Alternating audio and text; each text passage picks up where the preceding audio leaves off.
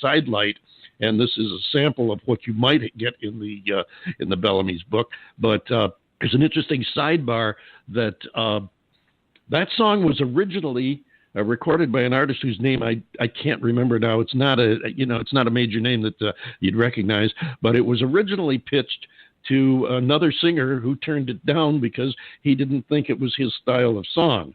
And that was some guy by the name of Neil Diamond. I don't know if you're familiar with him or not, but Neil Diamond turned that song down. And I believe it was Neil's drummer at the time that was on tour with him that wrote the song and pitched it to Neil. Neil didn't want it. Somehow it got crossed over and handed to the Bellamys, who decided they'd take a chance on it. And if I remember what Howard told us on a show last year, or one time he was on, that when it came time to do the recording, when they went to go to the studio, he was sick as a dog with the flu. And he had to really force himself to get into the studio and do the tracks for it, but all turned out well.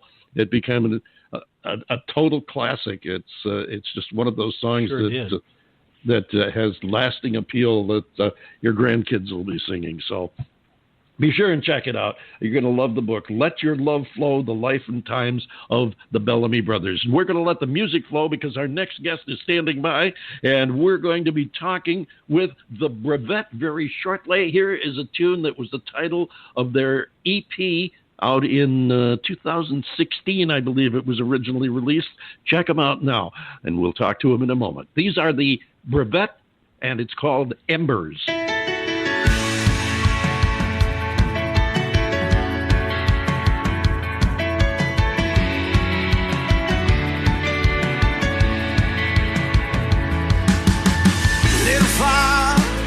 Soul, like embers rising up from the cold, a little spark in the bowl,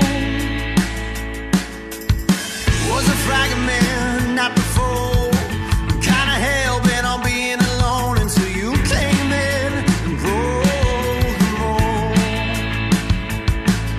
So come in close to me and let me tell you what it is I see.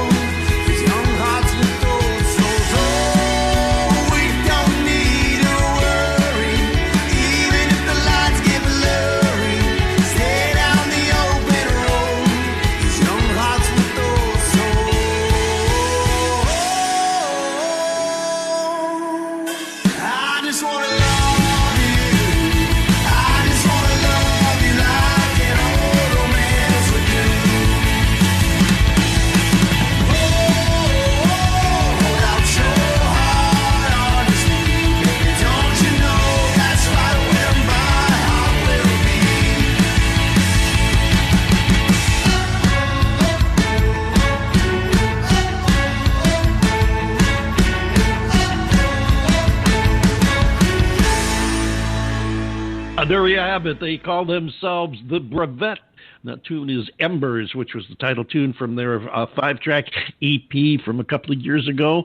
And we have them standing by to come in and talk with us right now. So let's bring in John, Eric, and David, the Brevet. Hello, guys. Hey, guys. How's it going? Hey, it's going fine. How are you guys doing? We're doing awesome. Thanks for having us on. Fantastic. Thank you for joining us. We're pleased to have you with us and really enjoying your music. Now, I know there's a couple of things we definitely want to touch base on. The first I want to touch on is the name of the group because, whenever I run across something that I don't know, I will go to the only place in the world where you can find the answers to any questions in the world, and that's the internet. And I looked it up, and I found that the word, the brevet, is drawn from a Civil War military rank, and as I understand it, it was awarded to individuals who went over and above and beyond the call of duty, and at the same time didn't expect any extra compensation, monetary or otherwise, for it. They just stepped up and did something exemplary. So traditionally, they act out of their passion, and in your case, you act out of the passion for your music. And this I took from one of your bios that I read there. So you guys are passionately involved in your music. That's right. You did your research, man. Thank you. Like I said, I'd like to have at least a surface knowledge of what I'm talking about. And the name intrigued me because, oftentimes you can see a connection of some kind, or it's some clever wordplay or something. But brevet, I probably studied that at some time or other because you used to learn stuff in school, and I remember studying the Civil War, so I probably ran across that somewhere and just didn't have occasion to retain it. I would never make it on Jeopardy because there's so much stuff I can't remember, but I looked it up, and it's an interesting story there. How did you come to choose that as your name? We don't get paid. No, more or less. Bingo, good one. Like you said, it's a cool award given out of action rather than expectation, and certainly if you have too many expectations in this line of work, it can certainly derail you. Eric and I are pretty big history guys, along with another couple guys in the band, so it works out with that. We both have some family in the lineage that runs back towards that period of time and beyond, and it's just something that works. And right now it's all over our CDs, T-shirts, and records, so changing it would be a pain. Yeah, I hear that, and from what I've seen and heard, there's no reason for you to change it. You've got yourself established, and you're doing very well with it. I know I was intrigued by your music when I first heard it, which is why I decided to try and get in touch with you, see if we could get you to come on the show. And I was really impressed with some of the stuff I found, like, for example, Shannon Shoemaker of the Prelude Press had said, I guess this was back at the time you released Embers. She said that this may only be 5 songs in length, but it feels like the soundtrack to life's highs and lows. And she went on to say it shows more growth and diversity from the Brevet than most 5-song EPs could ever do for any other group of musicians. Pretty high praise there. Yeah, that is. Yeah, we take all we can get. Yeah, keep it coming. Yeah, well, I have the feeling that you earned it. I mean, I don't. It just doesn't sound like some statement she would just casually toss. I'm assuming Shannon is a she. I'm not sure. I'm not familiar with the writer personally, but it doesn't sound like something that a reviewer is just going to. A sobriquet that they're just going to toss out to any old buddy. I got the impression that you impressed them very much. You guys are on a major tour now, which is also the title of your current album. Is that correct? Yeah, current single. Yeah, Locked and Loaded. That's correct. And your Lock and Loaded tour is taking you where? Right now we're in Bozeman, Montana. Ooh, is it chilly up there? Yes. Yes, we're watching the snowfall right now. We're definitely not in Southern California. Sure. Well, I'll tell you, there's there's a bunch of people east of you who are hoping that it doesn't come their way because they've seen enough of it. I think they had a foot or two over the weekend, and this show is being recorded in the second half of April, so that's a little late in the. As a matter of fact, for those of you history buffs and who are into such things, this show is being recorded. We don't usually date our shows, but I'm going to this time. I'll make an exception. This show is being recorded April 23rd. So if you are listening to this, you'll know that one more prediction of the end of days failed, because this is the day the world is supposed to have ended, according to one prognosticator. So another one bites the dust there. If you're hearing this, then the world did not end. So how long is this? Over yet? We still got that's true. That's why I said we still got a few hours yet.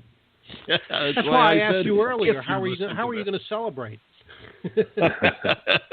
I'm going to wait till tomorrow. In the snow. That's how we're snowboarding. That's got to be nice. You know, that is a nicer trip. I wouldn't want to live like that year round, but having lived in snow country, grew up in it, as a matter of fact, I can appreciate the solitude of a cabin in the snow at times. Like I said, I wouldn't want a regular diet of it. Now, this tour, where else are you going with this tour? Where are we not going is the question. Okay, where are you not going? Well, we started on the West Coast, so we hit Portland, Seattle, Spokane.